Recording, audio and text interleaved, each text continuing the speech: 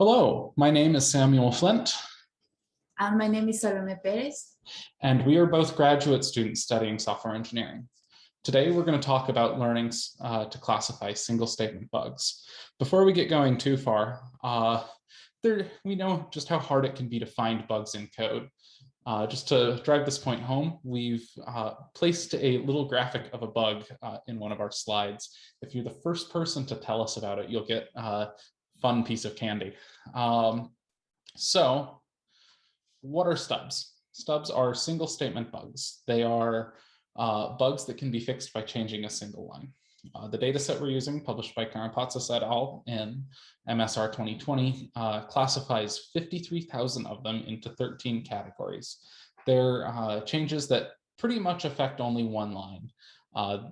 At the very least, they always affect only one statement. And our data set contains both buggy and fixed code. It's entirely Java, and it includes things like this first example, which changes stacktrace.indexOf to firstline.indexOf. This is an example of a change identifier pattern. It also includes things like second example, which changes the number of arguments passed to a function. Other things change modifiers like visibility modifiers, add exceptions, or change how strict or loose an if statement or an if condition is. So what are we going to do with them? Well, we want to determine if just the buggy code and just the line predicts what class a single statement bug will be. Maybe, just maybe, this might help us to be able to predict issues in code. So how are we going to do this? We're going to use machine learning, and we're going to use an embedded representation and a couple of different models. I'm going to pass it off to Salome to explain this. She knows far more about it than I do.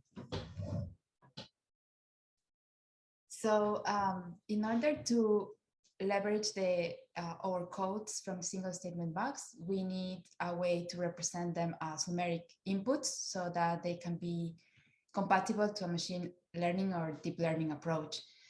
In our work, we are using Code2Baked for this purpose. So Code2Baked is a learning representation of code engine that is able to summarize in a way the content of a given method code and guess a name for that content.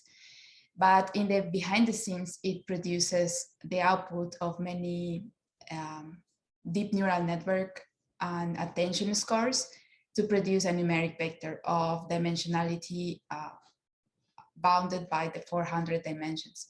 So we are using this engine to transform or code the snippet we have for the single statement bugs into the numeric representation of 384 dimensions.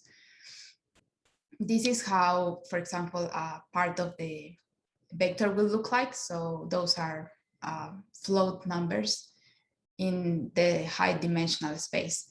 Also, a quick note on high dimensional space. We believe that high dimensionality will allow some more separability between data.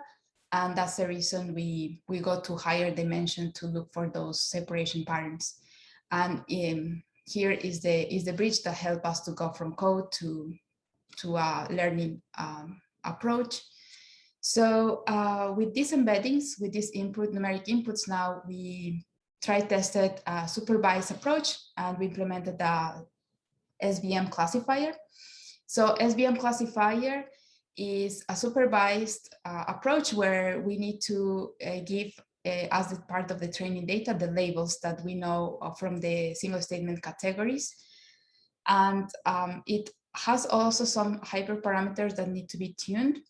So we implemented this assuming that the hyperplanes that SVM tries to find that separate that data in the higher dimensional space will not be necessarily linear. So one of the kernels that allow us to do such functionality is radial basis function kernel that implements a Gaussian, basically a Gaussian fitting function for those hyperplanes.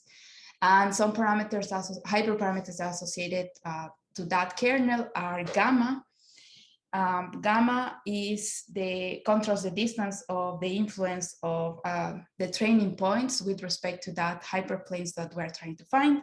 And also C is a penalty for the misclassification points while we're trying to find those hyperplanes.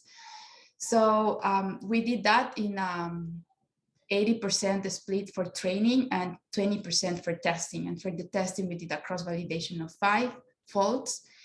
And we just a brief reminder that each of our instances have a dimensionality of 384 numeric vectors.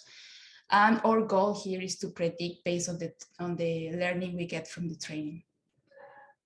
On the other side, the k-means is an approach that implements unsupervised learning. So this means we are not using at all the labels that we know as for the categories in the single statement box.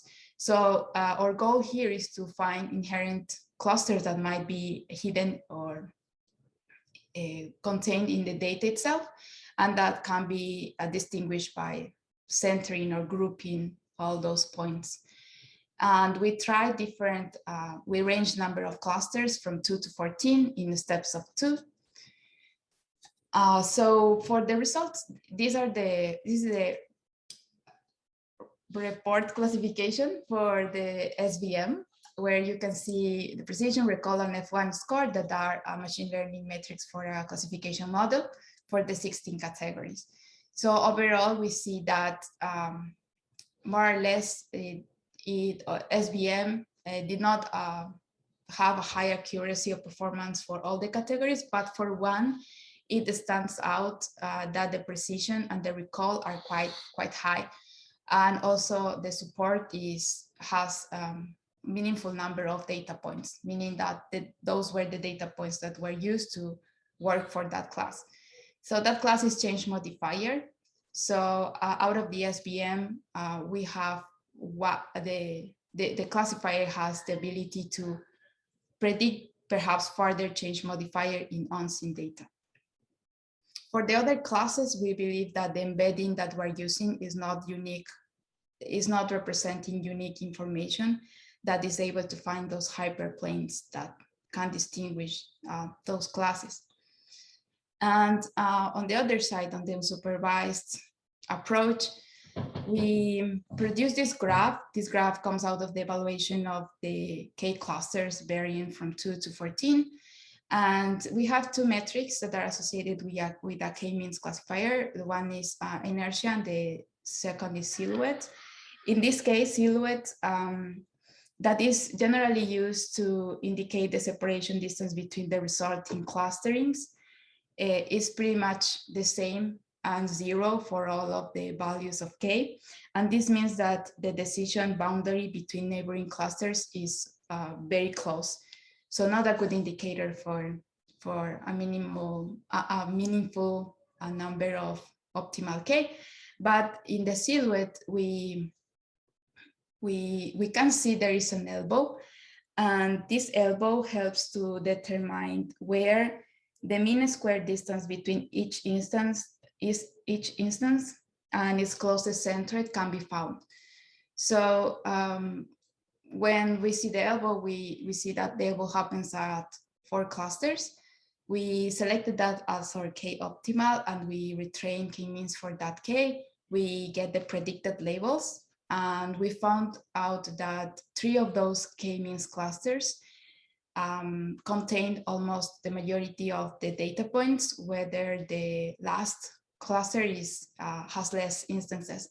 And more specifically, K-means 1, class 1, 2, and 3 cover almost all of the true categories, 12 and 13 categories, and the final cluster covered just 9 categories. So in general, we know that the cluster has a best fit if it covers less or fewer of the original categories. All right, so overall, our current embedding, we only used the buggy code and only the line that was changed. It looks like capturing a fix for that bug as well is helpful. We do need more context as well, not only just that single statement. And looking in embedded space with a basic clustering system, we only found 4 clear clusters, which suggests, again, maybe this isn't a helpful approach, or we need a better embedding. So in the future, we'd like to look at embedding diffs or differences between 2 pieces of code, potentially using graph neural networks. And we'd also like to look at developing an abstract syntax tree extractor for other data sets and other languages, including Python and C++. All right. Thank you very much.